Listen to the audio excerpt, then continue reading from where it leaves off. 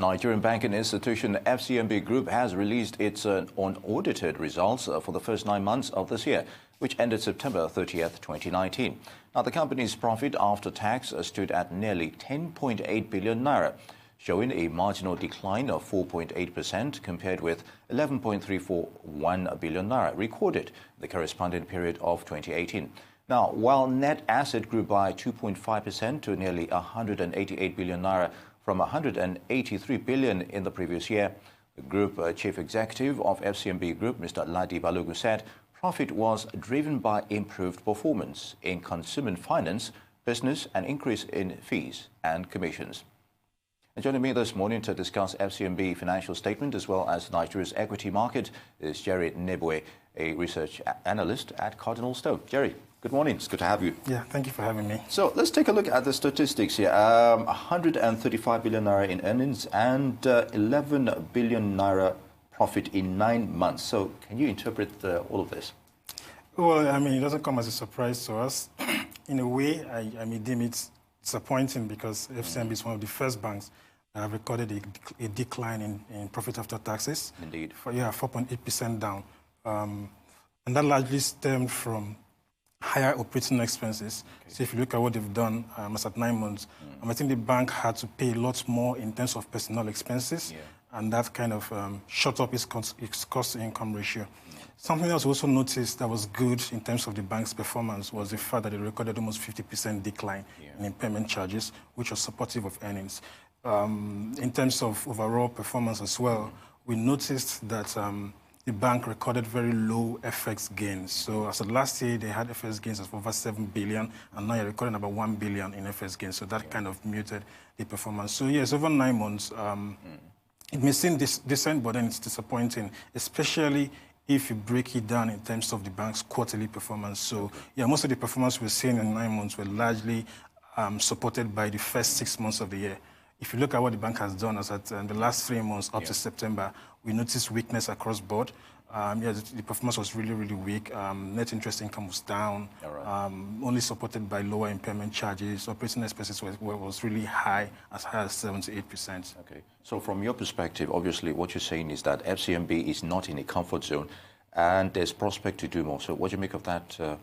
Scenario? Yes, I would say not really in a comfort zone in terms of the performance, especially when I look at the third quarter performance. Okay. In Q3, the bank made about 3.3 billion in earnings, but if you drill further into the bank's results, you will discover that about 4.8 billion came in as reversals from provision that the bank had made previously, and that's not expected to continue. So if you take out that particular 4.8 billion that didn't come from loans, didn't come from investment securities, did not come from fees and commission, if you take it out, then the bank will most likely be making a loss before taxes of over 800 million in Q3 18, which is quite concerning. Indeed. So the bank's scenario, the current scenario as it is it a reflection of what pertains in the banking industry, or is just peculiar to FCMB alone? Yeah, so in some ways, if you look at the key line items for the bank, in some ways it's reflective of what is happening in the industry. So if you look at the net interest income leg, we didn't really see growth there in the third quarter of the year. And although the bank grew loans between June and September, about 10 billion, which is 1.5% growth in loans, which we think is likely related to what the CBN was doing in terms of the directive to support banks to lend. But that did not necessarily translate into higher interest income, because we think and believe that heightened competition for banks, seeking for quality obligors, and that will probably drive down the lending rates that banks have to offer to. Indeed, Jerry. Now let's take a look at the market, the capital market in Nigeria, OMO auctions and restrictions. So how's the market faring on that so far? Yeah, I think the month of November was quite interesting for the markets. Yeah, about 2.4% up since the CBN announced the restriction in OMO, which was positive for the market.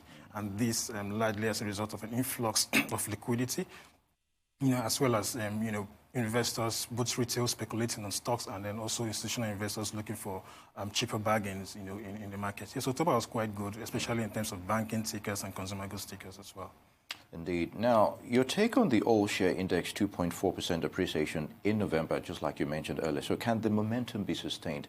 I know a lot of people might be thinking, oh, yeah, we've been having so much bearish runs lately, but this is a bit of an improvement. But how can we sustain it?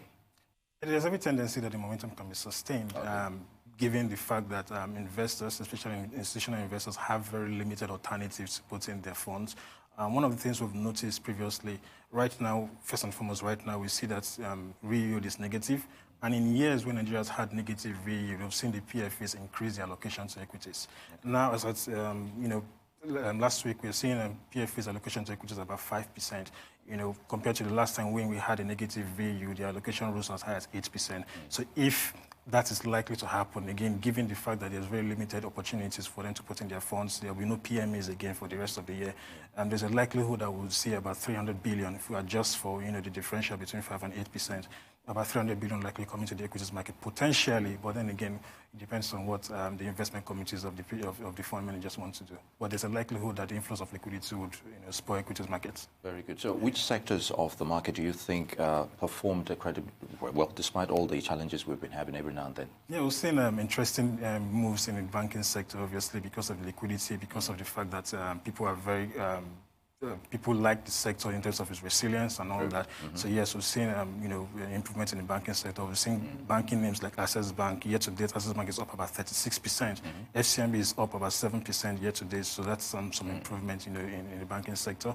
And given the fact that some of these banking stocks portend positive dividend yields as high as 13% for a bank like Zenith Bank, I mean, that's positive for the market. Then some consumer names that are strong, like Nestle, also we've seen some appreciation in Nestle, especially for the PFAs who want to put their funds in stocks that are very defensive. So those are the kind of names we'll be looking at. And we also saw some bargain hunting on the part of investors, as it were.